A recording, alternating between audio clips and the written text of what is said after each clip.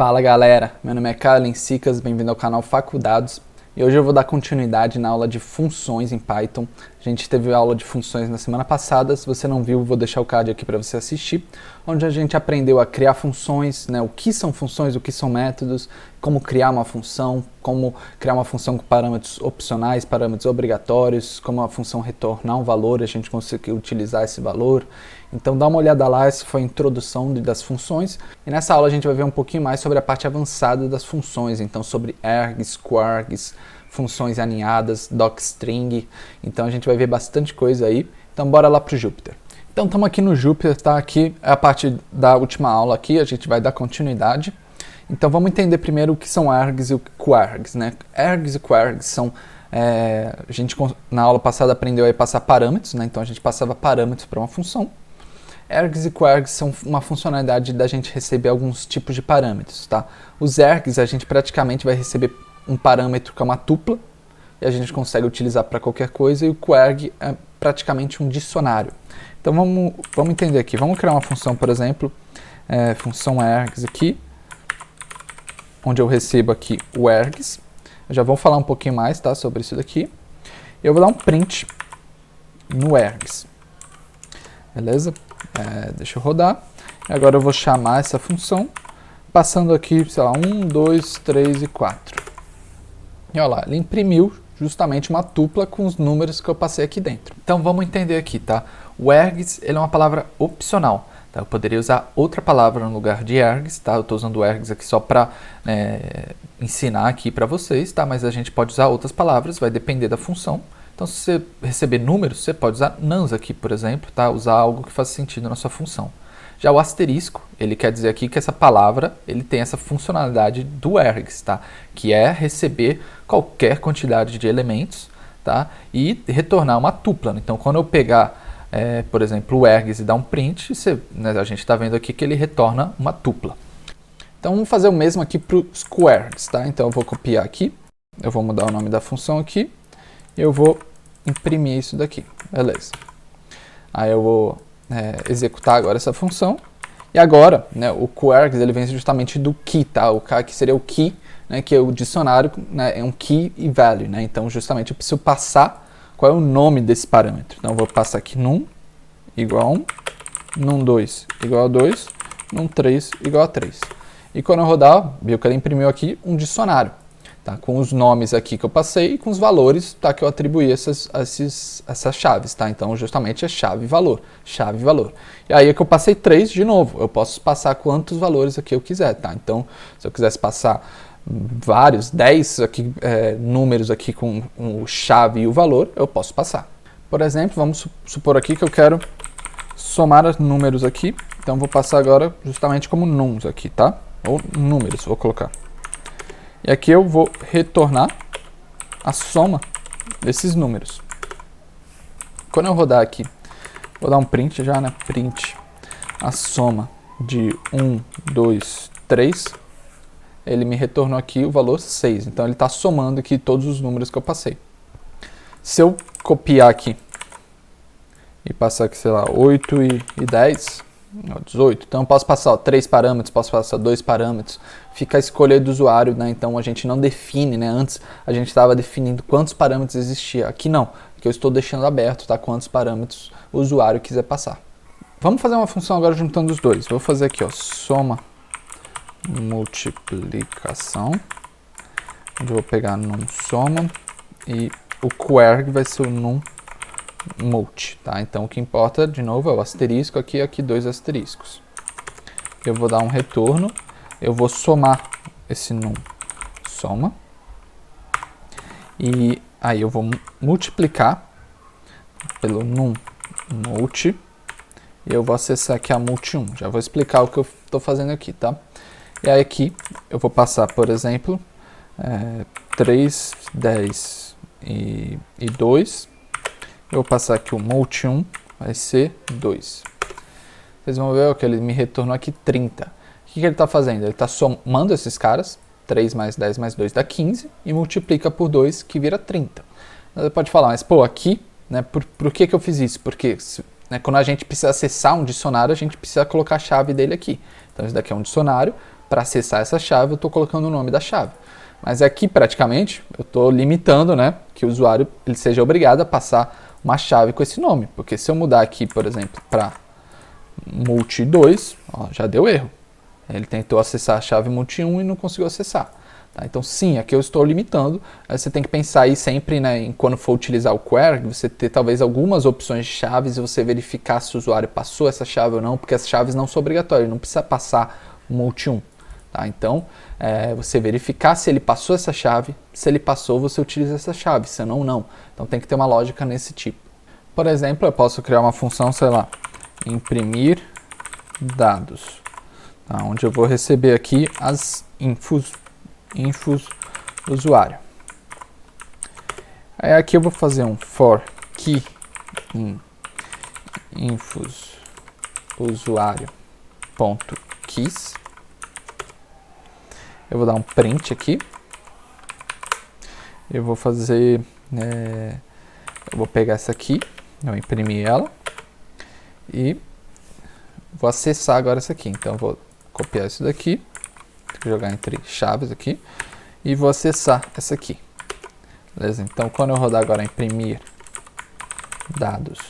Agora eu posso passar os dados do usuário, que eu posso pegar de algum lugar. Aqui você já percebe que eu não estou forçando nada, então o usuário pode passar qualquer dado. Aqui eu vou passar o que eu quiser. Então eu vou passar o nome, eu vou passar o sobrenome, eu vou passar a idade, eu vou passar a profissão. E beleza, vamos testar. Então tá aqui, ó.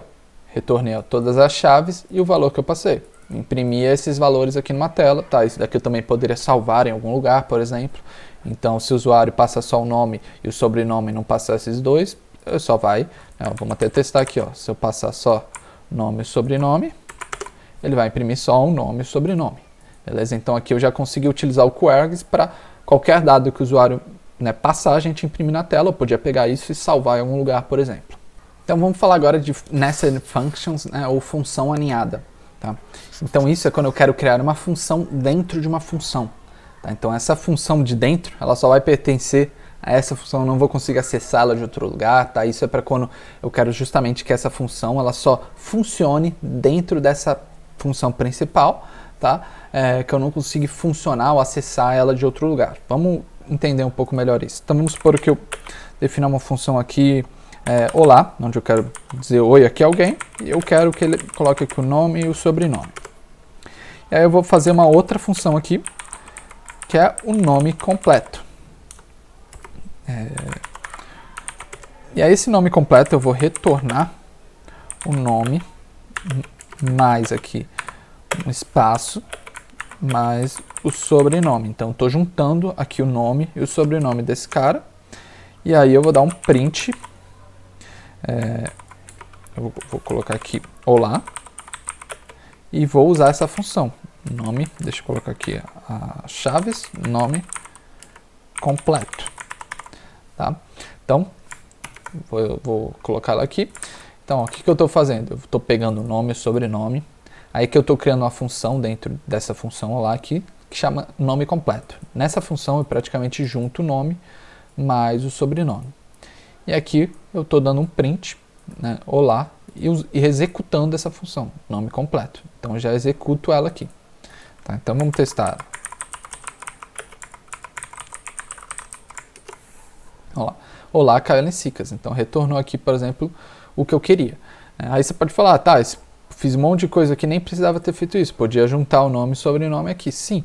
Mas vamos supor que é uma função grande, eu estou fazendo outras coisas aqui, eu quero reutilizar isso daqui, tá? Então pode, às vezes, ter uma utilidade você criar uma função dentro dela. Inclusive, ó, se eu tentar rodar aqui nome completo, ó, ele não achou o nome completo. Mesmo se eu colocar alguma informação, na verdade, ó, é uma função que nem recebe parâmetro, né?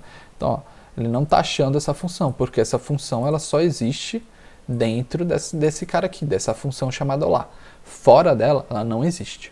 Então vamos tentar fazer uma função aqui que vai ser um pouco mais útil, tá? Então eu vou fazer uma função aqui, elevar potência, onde eu recebo um número, e aqui eu vou definir um inner, tá? Uma função inner.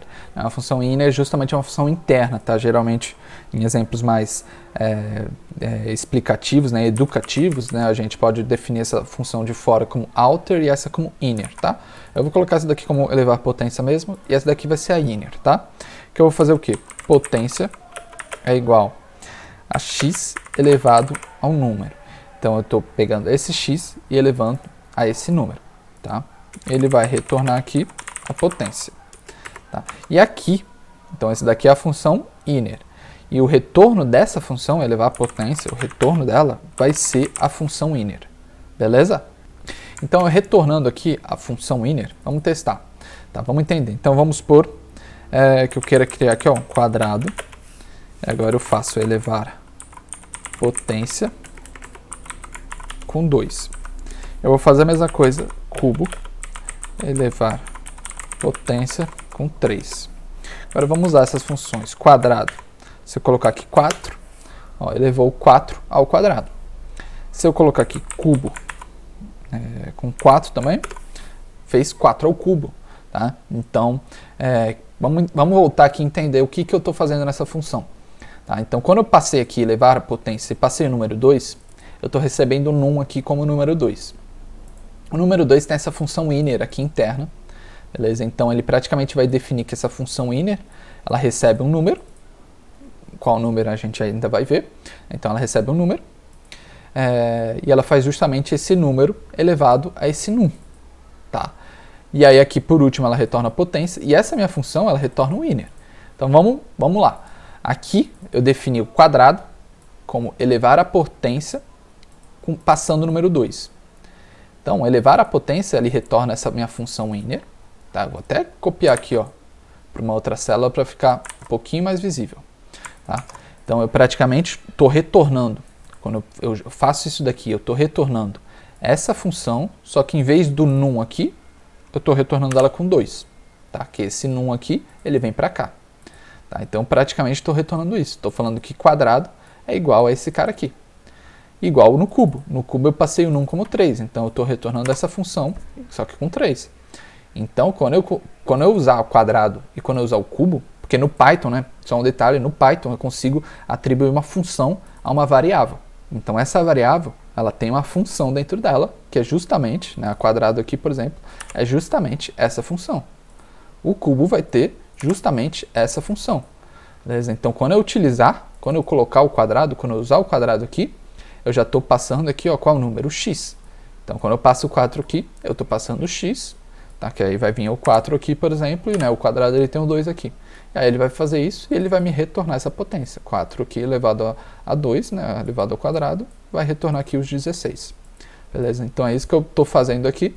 Né? Então, com esse tipo de função, a gente já cria aí uma utilidade para usar uma função aninhada, por exemplo. Se eu quero criar uma função elevar a potência, eu posso fazer o usuário aí, ele pode criar várias funções, dependendo da potência que ele quiser elevar. Então, se eu elevar muito ao quadrado, eu vou lá e crio aqui uma função quadrada.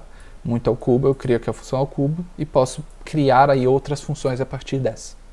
Agora a gente vai falar sobre docstring. A gente já viu aí na aula anterior sobre como utilizar o help, né? Vamos até rodar aqui com uma função.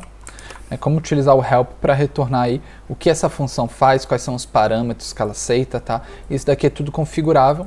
Então, às vezes, né, se você estiver trabalhando em equipe e tal e tudo mais, e quiser deixar documentado, né, se for criar uma função, é bom você sempre deixar essa função documentada. O que essa função faz? Vamos supor que eu criei essa função e alguém viu eu utilizar essa função, por exemplo, o cara só vê isso daqui. Aí ele fala, pô, esse elevar a potência aqui, o que ele faz? O que essa função faz? Né? Então, eu posso deixar uma documentação para a pessoa aí utilizar o help e saber facilmente aí o que essa função faz. Então, como é que a gente faz isso? Eu até deixei copiado aqui. A gente tem alguns estilos aqui de tipo de funções. Tá? A gente vai ver dois aí, o Google Style e o NumPy Doc. Tá? Deixa eu copiar aqui um estilo. Tá? Então, praticamente, esse é o estilo 1 e eu vou copiar já o estilo 2 aqui para mostrar e explicar para vocês, tá? Então, sempre que eu falei, é ideal você criar aí o que essa função faz. Então, esse primeiro estilo aqui é o estilo Google Style, o segundo estilo é o estilo NumPy Doc, tá? E vai com o que você preferir aí, tá? Utilizar.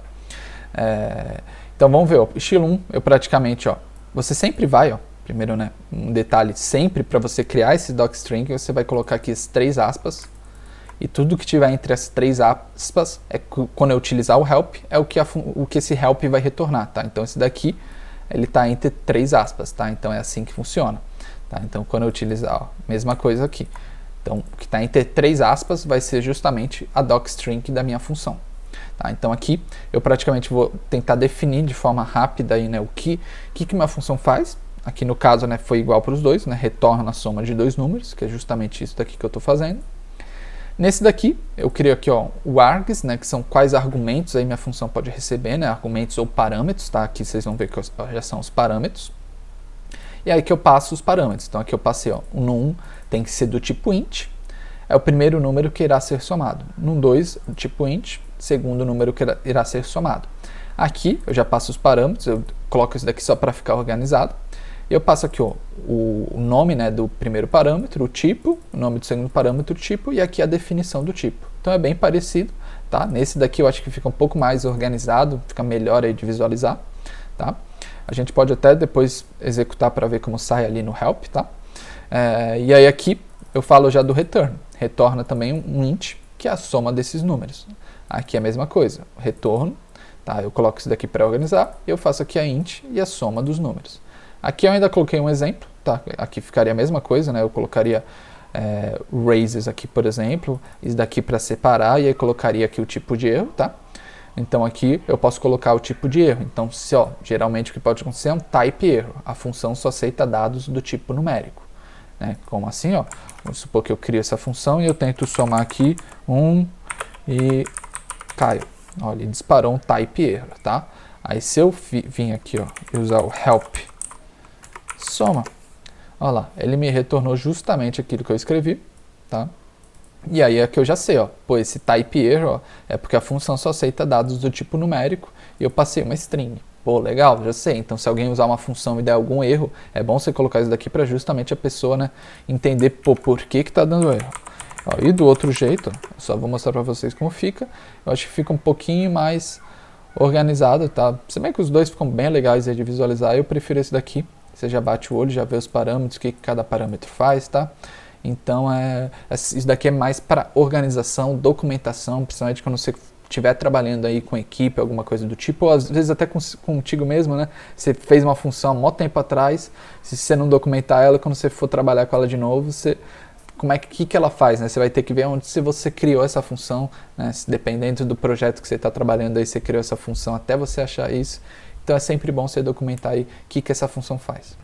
Agora a gente vai falar sobre escopo, né, da função, tá? Então eu até coloquei uma regrinha aqui, né, LEGD, que o Python sempre vai seguir essa sequência, tá? Para quando ele tentar localizar o escopo, vai ser local, enclosing functions, global e built-in. Tá? A gente vai entender isso agora com calma, mas isso daqui é só para facilitar aí você ter essa colinha, né? Vamos anotar isso e ter essa colinha aí, que é como o Python ele verifica esse escopo, né? Então, primeiro, o que é escopo? Escopo é como o Python ele vai entender qual variável, onde está localizada essa variável. Tá? Então, qual o escopo dessa variável? Vamos colocar aqui uma função, criar uma função e eu te mostrar, né? Isso eu acho que vai ficar mais fácil. Por exemplo, eu vou criar uma função soma aqui, ela recebe 2 números, tá? Eu crio aqui uma variável total dentro dela, onde eu somo o número 1 com o número 2 e eu retorno o total. Se eu rodar aqui, soma 2 e 4, ele retornou aqui 6, tá? E agora eu vou tentar acessar essa variável total. Vocês viram que aqui dentro dessa função eu criei uma variável chamada total. Quando eu tentar acessar ela, você vê que ela retornou um erro. Por quê? Porque quando eu defino uma variável dentro de uma função, tá? Justamente essa função ela vai ser local, aqui ela vai pertencer a essa função. Ela não pertence à variável global, né? O escopo global, né, que a gente chama. Tá? Então, o que é o escopo global? O escopo global aqui no meu caso seria aqui todo esse Jupyter, por exemplo. O escopo built-in são as funções que o Python já tem por padrão, né? Então, print, por exemplo, é uma função, né? List, né? str, né? De string, né? A gente viu aí na aula passada alguns tipos de funções, tá? Isso são funções built-in. Funções globais, né? Ou variáveis globais aí, né? Também são variáveis que a gente vai criar aqui, no meu exemplo aqui, seria dentro desse Jupyter. Enclosing functions e local, seria justamente aí, como a gente viu, aí às vezes tem função dentro de função, a gente vai ver como funciona o escopo disso, tá? Então aqui no caso, a Python não achou a variável total porque ela só existe dentro dessa função, ela não existe aqui no Jupyter. Por exemplo, ó, se eu fazer a mesma coisa aqui, ó, só que antes eu vou criar aqui um total igual a 10. E quando eu fizer a soma do 2 e do 4, ó, estão vendo que eu estou criando o total aqui e aqui eu estou retornando o total. Qual o total que ele vai retornar? Esse cara, né, que seria esse daqui, ou ele vai me retornar 10? Ele vai me retornar 6 ou vai retornar 10? Pensa um pouquinho aí, tá? Eu vou executar. Ele retornou 6. Né? Por que isso? Porque, é o que eu falei, primeiro lugar que o Python vai olhar é local. Então, quando ele for retornar aqui esse total, ele vai falar, vou retornar o total. Essa variável existe dentro dessa função? Putz, ó, ela existe aqui, ó. Então, é isso que ele vai retornar. Caso não existisse, ele iria retornar essa variável aqui de fora. Vamos pegar e fazer mais um exemplo, tá? Então aqui eu vou mudar esse nome dessa variável. Tá? Agora eu vou fazer a mesma coisa e vou rodar essa soma aqui. Tá? E agora, o que será que o Python vai retornar? De novo, vamos lá. Ele vai... Aqui ele tem o return total. Então ele fala, vou procurar essa variável. Ela existe no escopo local meu aqui, que seria o escopo dentro dessa função? Não, tem uma variável total 2, mas a variável total ela não existe. Então ele vai procurar em outro lugar, em closing functions. Se essa função ela estivesse dentro de outra, ele iria procurar dentro dessa outra função. Se ele não achasse, aí ele iria procurar de forma global. Tá? Então aqui eu acho ele de forma global. Então quando eu rodar esse cara aqui, ele retornou a variável 10. Vamos para mais um exemplo aqui então. Vamos pegar esse cara, copiar ele de novo. Tá? Vamos criar agora uma função aqui, alter. Esses parâmetros eu vou receber dentro dessa função alter. Essa função alter aqui eu vou retornar a soma, tá? Que é essa função aqui de dentro. E aqui dentro dessa alter eu vou definir uma variável total com um valor de 20. Beleza? Aqui faltou os 2 pontos. Então vamos agora, ó, quando eu chamar a função alter, ele vai me retornar aí a função soma. Tá? Então eu estou chamando aqui, beleza? E agora quando eu chamar essa função soma, vamos entender o que ele vai trazer. Tá? Então, ó, isso daqui é parecido ali com a função que eu criei lá em cima, tá? Então, ó, eu estou pegando aqui o número 1 e o número 2, que nesse caso é o 2 e 4, tá? E passando para cá, e ele está criando essa variável total 2, que eu não estou usando para nada. Então, isso daqui a gente pode ignorar. Tá? Só que aqui eu estou retornando a função soma, tá? E a função soma ele retorna uma variável chamada total. Quando eu executar esse cara, que é a função soma, ele vai tentar retornar essa variável total. Ele vai primeiro, que nem eu falei na regra, olhar no escopo local. Então ele vai olhar dentro da função soma. A variável total existe aqui? Não, a variável total não existe. Então ele vai procurar dentro do enclosing functions, que são justamente essas funções alters aqui, nessas funções externas aqui que ele está dentro dela, né? Essa variável existe dentro de uma função aqui, né, de fora? Existe, total 20. Então ele já vai retornar o total 20, tá? E caso ele não achasse, ele iria retornar o total 10, que aí ele iria procurar numa variável global. E caso ele não achasse numa variável global, ele iria procurar aqui no built-in do Python.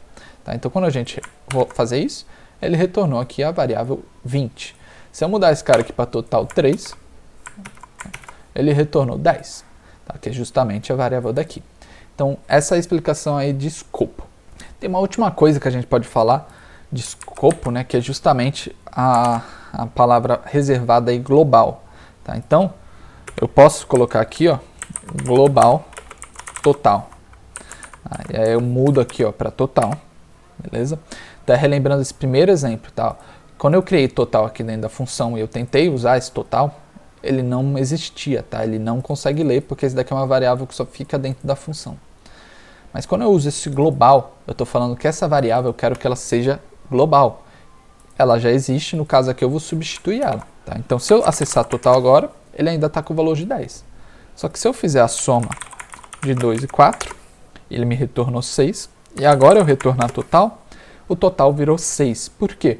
Porque agora que eu executei essa função, ele rodou isso daqui, então ele falou que total, né, vai ser uma variável global, ele substituiu esse cara, e aí ele já fez o número aqui, total vai ser 2 mais 4 igual a 6.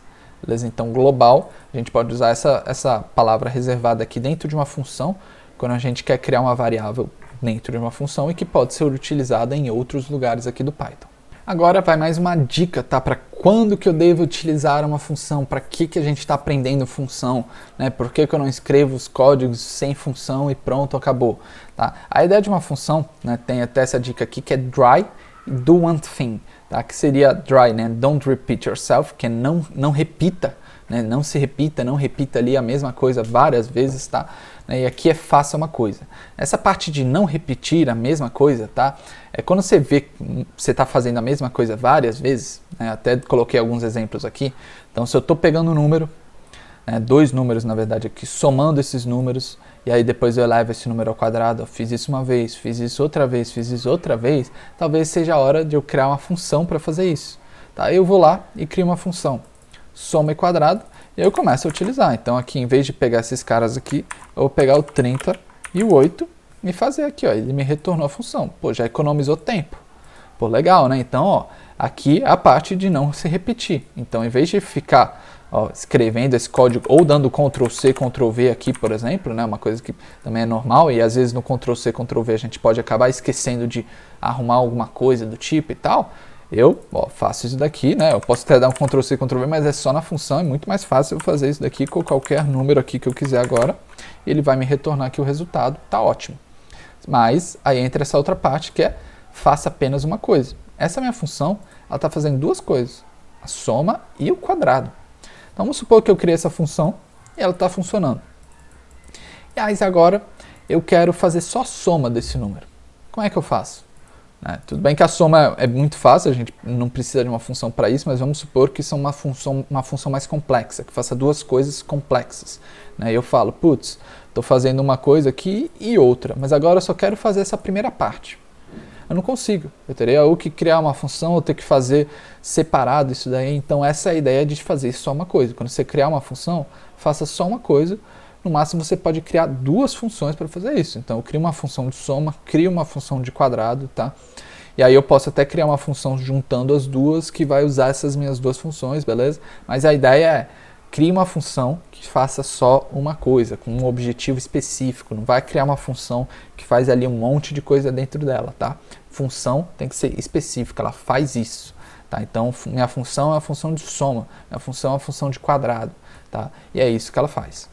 E por último, a gente vai ver aqui o Pass by Assignment, tá? Ou que seria aí mais ou menos passar aí por atribuição, tá? Seria aí mudar alguma coisa por atribuição. E para isso, eu até coloquei aqui quais são aí os tipos de dados aí, né? Que são imutáveis e os tipos de dados que são mutáveis, tá? Porque isso vai importar muito agora nessa parte, tá? Então, imutáveis, int, float, bool, string, tá? Tem todos os tipos aqui. Mutáveis, praticamente é list, dicionários, né? Set, tá? Byte arrays, né? Tuplas aqui também são imutáveis, beleza? Então essa é a ideia e a gente vai entender por quê. Então vamos criar uma função, vamos supor que eu queira alterar uma lista, tá? Então vou receber a lista aqui, que eu vou chamar ela de x, e vou mudar o primeiro elemento dela para 99. E eu vou retornar o x. Alterar lista. Beleza, criei ela aqui. Vou criar agora uma lista, 1, 2 e 3. Eu vou aqui dar um print, por exemplo, em alterar lista. E vou passar minha lista. Tá? Passei minha lista. Outra coisa que eu vou fazer é dar um print nessa lista. Vocês vão entender por quê. Você viu que a minha função realmente, ela retornou aqui a lista com 99 na frente. E minha lista, por si só, ela alterou. Então agora ela essa lista aqui que eu criei, ela não existe mais. Ela está com 99 na frente. Beleza, tudo certo. Vamos fazer a mesma coisa. Def aqui. E alterar um int. Eu quero alterar um número inteiro. Vou fazer a mesma lógica. Aqui, em vez de... Vamos supor que eu quero adicionar 10 a esse número. Dá um return no x. Beleza. Então eu vou criar um número. 20. Aí agora eu vou dar um print. Alterar int. E vou passar o meu número. E aí depois eu vou dar um print nesse meu número. E agora, ó, vocês já viram que não funcionou, né? Aqui na minha função, ela retornou 30, mas meu número continua como 20. Vamos entender o que aconteceu. Quando eu rodei a função, eu passei o número 20, ele recebeu aqui o número 20, ele fez aqui 20, né, x vai ser igual aqui a 20 mais 10, que é 30, e retornou aqui o 30. Beleza, isso daqui funcionou. Só que se eu pegar o meu número, ele continua com 20. E por que isso? Porque eu falei aqui em cima, um int é imutável. Tá? E uma lista ela é mutável. Então uma lista eu consigo modificar ela, um int eu não vou conseguir modificar ela. Tá? Então não adianta eu criar uma função para alterar um objeto imutável, porque como o nome já diz, ele é imutável, ele não vai mudar. Tá? Eu teria que recriar esse objeto, tá? Essa variável. Né? Então se eu tenho um número inteiro e eu quero mudar ele, eu tenho que recriar esse número, eu não vou conseguir modificar esse número. Inclusive, vamos supor que eu quero criar uma função aqui que adiciona a lista. Tá? E aí para isso eu vou passar aqui uma lista vazia, tá? Como um parâmetro opcional. Aí eu vou fazer um lista.append número 5. Eu vou retornar essa lista. Eu defini isso. Quando eu rodo aqui o add lista, você viu que ele deu certo. Tá? Não passei nada, então ele por si só ele criou uma lista. E ele vai dar um list append, né, no número 5. Colocou aqui o 5 na minha lista e retornou essa lista para mim. Beleza, funcionou. Se eu rodar essa função de novo, o que você acha que vai acontecer? Para aí o vídeo, pensa um pouquinho o que você acha que vai acontecer. Tá? Você pode pensar, de novo, se eu rodar ele aqui sem passar nada, ele vai criar uma lista vazia. Nesse lista, ele vai dar um append, ele vai retornar essa lista. Vamos tentar aqui. Opa, ele retornou mais um 5. Se eu rodar de novo, mais um 5, mais um 5, mais um 5. Tá? Por que ele faz isso? Porque, como a lista é um objeto mutável, tá? Ele já criou essa lista aqui e ele acaba reutilizando essa lista várias e várias vezes. Tá? Então, essa cara aqui, lista, ele já existe, ele acaba sendo aí criado várias vezes. Tá? Então, quando você quer fazer uma função aí que justamente, né, se você não passar nada, ele cria, o que a gente deveria fazer? Eu vou até copiar aqui, né? A gente deveria passar um objeto imutável para ele. No caso aqui, eu vou utilizar um none, tá? Que seria um objeto vazio aí praticamente, tá? E aí eu posso fazer um check, ó. Se a lista for none, eu vou criar uma lista vazia. Opa, aqui tem que ser 2 iguais, que eu estou verificando se ela é none, tá? E aí aqui eu vou repetir. E na primeira vez ela retorna um 5. E vamos testar de novo? Agora ela só retorna um 5. Eu posso rodar várias vezes que ela só retorna um 5. Tá? Por quê? Porque sempre que eu não passo, eu acabo criando uma lista nova aqui como um parâmetro imutável. E aí eu checo isso, aí eu crio uma lista nova, agora sim, como mutável. E aí eu faço append. Aí eu rodo de novo, ele passa para imutável e eu faço isso. Tá? Aqui, como eu estou criando a lista como um parâmetro mutável, eu sempre consigo modificar ela, então ela vai continuar, se manter a mesma e só ser modificada, tá? Então essa é uma coisa importante aqui para você ter em mente. E é isso para essa aula, pessoal. A gente viu aí mais sobre funções, tá? Se você gostou dessa aula, deixa o like, comenta aí qualquer sugestão, né? E baixa os exercícios que eu vou deixar aqui e a gente vai ter a correção na semana que vem. Baixa, tenta resolver esses exercícios, não adianta só assistir a aula, tem que colocar em prática. Então baixa os exercícios e tenta resolver. Te vejo na semana que vem. Valeu!